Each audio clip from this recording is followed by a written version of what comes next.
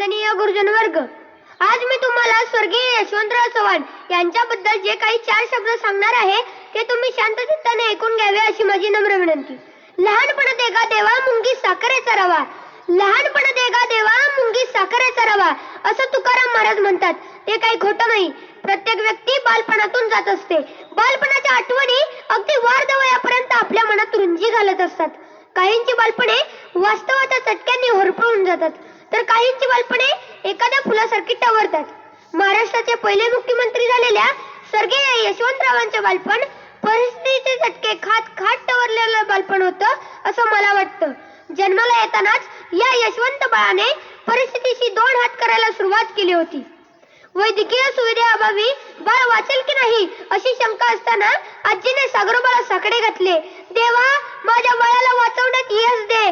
जर माझं बाळ वाचलं तर तुझी आठवण म्हणून त्याचं नाव मी यशवंत ठेवीन. आणि काय आश्चर्य, बाळ वाचलं. बाळाचं नाव यशवंत ठेवलं गेलं. अहो, ज्याच्या मस्तकावर प्रत्यक्ष सागरोबाचा हात आहे त्या यशवंताचे कोण काय वाईट करणार?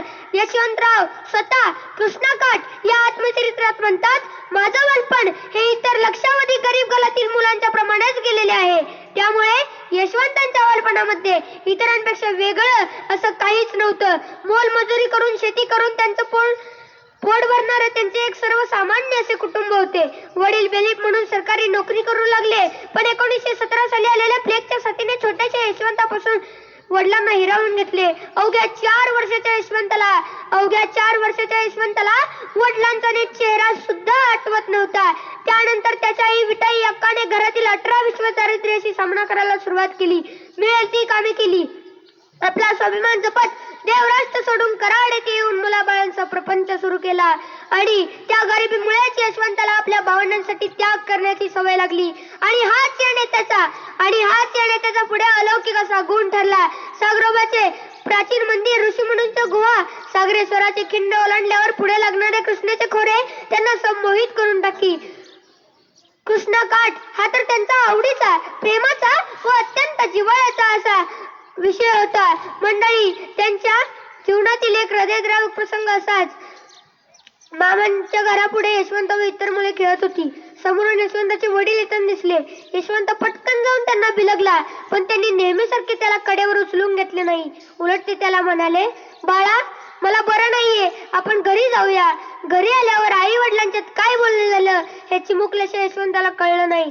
परंतु आईने वडिलांना अंथरूण टाकून दिले, पण त्यांना याची मुळीच कल्पना नव्हती की हे त्यांचे शेवटचे अंथरूण असेल.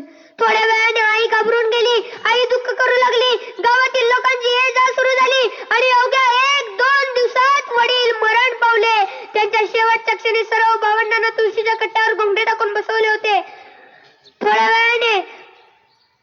वेळाने आईने हंबरडा फोडला. ही किंकाळी ऐकून यशवंत पटकन घराकडे जाऊ लागला, पण इतरांनी त्यांना जाऊ दिले नाही. हा हृदयद्रावक